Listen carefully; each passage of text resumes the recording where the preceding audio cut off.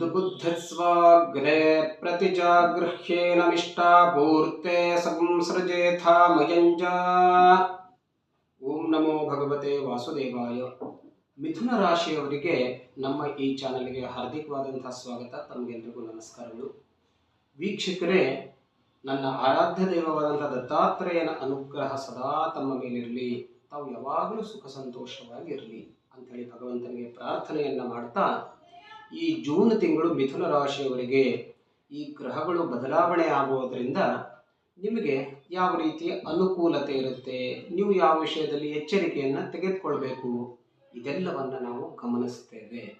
ಸ್ವಾಭಾವಿಕವಾಗಿ ಮಿಥುನ ರಾಶಿಯವರು, ಮಿಥುನ ರಾಶಿಯ ಅಧಿಪತಿ ಬುಧ ಇರೋದ್ರಿಂದ ಬುದ್ಧಿವಂತರು ಅಂತ ನಾವು ಹೇಳ್ತೇವೆ. ಅದರಲ್ಲೂ ಜಾತಕದಲ್ಲಿ ಒಂದು ವೇಳೆ ಬುಧ ಉಚ್ಚ ರಾಶಿಯಲ್ಲಿದ್ದ ಅಥವಾ ಒಳ್ಳೆಯ ಸ್ಥಾನದಲ್ಲಿದ್ದ ಅಂತಂದರೆ ಅವರ ಬುದ್ಧಿಮತ್ತೆಗೆ ಯಾರೂ ಸರಿಸಾಟಿಯಾಗಿರಲಿಕ್ಕೆ ಸಾಧ್ಯತೆ ಇರೋದಿಲ್ಲ.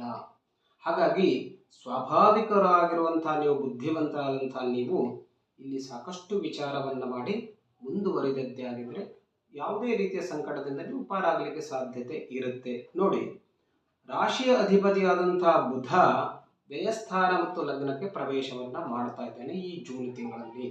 ಸೊ ಜೂನ್ 15ನೇ ತಾರೀಕಿನವರೆಗೆ ವ್ಯಯಸ್ಥಾನದ ಅಂದರೆ 12ನೇ ಭಾವದಲ್ಲಿ ಇದ್ದು ಬಿಟ್ಟು ಜೂನ್ 14ರ ನಂತರ ಬುಧ ಮಿಥುನ ರಾಶಿಗೆ ಪ್ರವೇಶವನ್ನ ಮಾಡ್ತಾನೆ, ಅಂದರೆ ಸ್ವರಾಶಿಗೆ ಬರ್ತಾನೆ. ಅವನ ಜೊತೆ ರವಿ ಮತ್ತು ಶುಕ್ರ ಕೂಡ ಮುಂದುವರಿತಾರೆ. ಸೊ ಇದು ಸ್ವಲ್ಪ ಮಟ್ಟಿಗೆ ಪೂರ್ವಾರ್ಧ ಅಂತಂದರೆ ಜೂನ್ 14ನೇ ತಾರೀಕಿನವರೆಗೆ ಸ್ವಲ್ಪ ಮಟ್ಟಿನ ತೊಂದರೆ ಇದ್ರೂ ಕೂಡ ನಂತರ ನಿಮಗೆ ಒಂದಷ್ಟು ಒಳ್ಳೆಯ ಸಂಗತಿಗಳನ್ನು ನೋಡಲಿಕ್ಕೆ ಸಿಗುತ್ತೆ, ಒಳ್ಳೆಯ ವಿಷಯಗಳು ನಿಮಗೆ ಸಿಗುತ್ತೆ.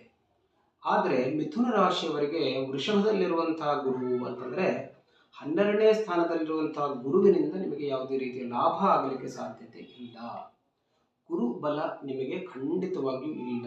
ಹಾಗಾಗಿ ಯಾವುದೇ ಕೆಲಸವನ್ನು ಮಾಡಬೇಕಾಯಿತು ಅಂತಂದರೆ, ಯಾವುದೇ ಕೆಲಸ ಅಂತಂದರೆ ವಿಶೇಷವಾದಂತಹ ಕೆಲಸಗಳು ಅಂತ ಅರ್ಥ, ಪ್ರತಿನಿತ್ಯ ಮಾಡುವಂತಹ ಕೆಲಸ ಅಲ್ಲ. ಯಾವುದಾದ್ರೂ ಇನ್ವೆಸ್ಟ್ಮೆಂಟ್ ಮಾಡಬೇಕಾಯಿತು, ಯಾವುದಾದ್ರೂ ಖರೀದಿಗಳನ್ನು ಮಾಡಬೇಕಾಯಿತು ಅಂತಂದರೆ ಒಂದಷ್ಟು ವಿಚಾರವನ್ನು ಪುನಃ ಮಾಡೋದು ಒಳ್ಳೆಯದು. ಇದರಲ್ಲಿ ಲಾಭ ಆಗಲಿಕ್ಕೆ ಸಾಧ್ಯತೆ ಇದೆಯಾ, ಇದನ್ನು ವಿಚಾರ ಮಾಡಿಕೊಳ್ಳಿ. ಯಾಕೆಂದರೆ ಗುರುಬಲ ಖಂಡಿತವಾಗಿಯೂ ಇಲ್ಲ. ಸೊ ಯಾವುದೇ ಕೆಲಸ ಅತ್ಯಂತ ಸರಾಗವಾಗಿ ಆಗುತ್ತೆ ಅಂತ ಹೇಳಿ ಖಂಡಿತವಾಗಿಯೂ ಅಂದ್ಕೊಳ್ಬೇಡಿ. ಸೊ ಏಕಾದಶ ಗುರುದಲ್ಲಿ ಯಾವ ರೀತಿಯ ಲಾಭ ಸಿಗುತ್ತೋ ಆ ಲಾಭದಲ್ಲಿ ಈಗ ಕಡಿಮೆ ಆಗ್ತಾ ಬರುತ್ತೆ, ಸ್ವಲ್ಪ ಎಚ್ಚರಿಕೆಯನ್ನು ವಹಿಸಿಕೊಳ್ಳಿ. ಹಾಗಾಗಿ ಇದು ಗುರುವಿನ ಸ್ಥಾನ ಆಯಿತು.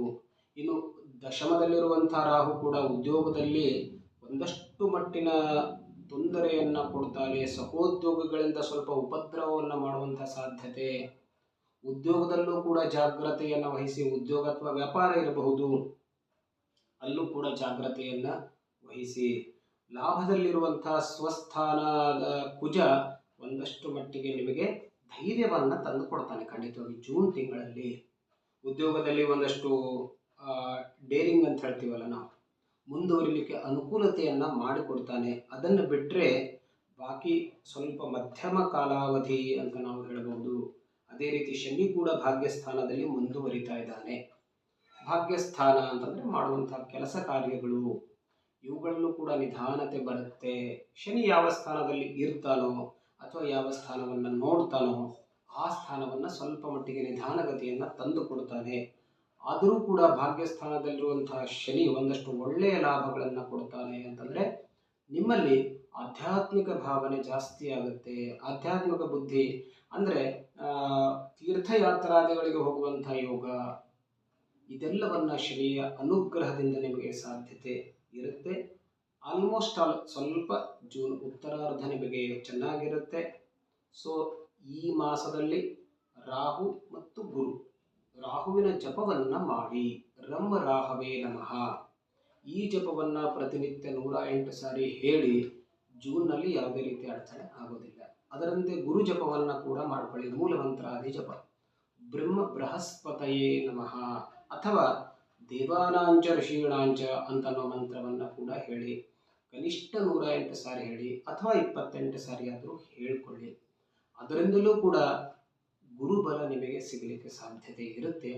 ಕೆಲಸ ಕಾರ್ಯಗಳಲ್ಲಿ ಅಡಚಣೆ ಇರೋದಿಲ್ಲ. ಒಳ್ಳೆಯದಾಗಲಿ. ಮತ್ತೆ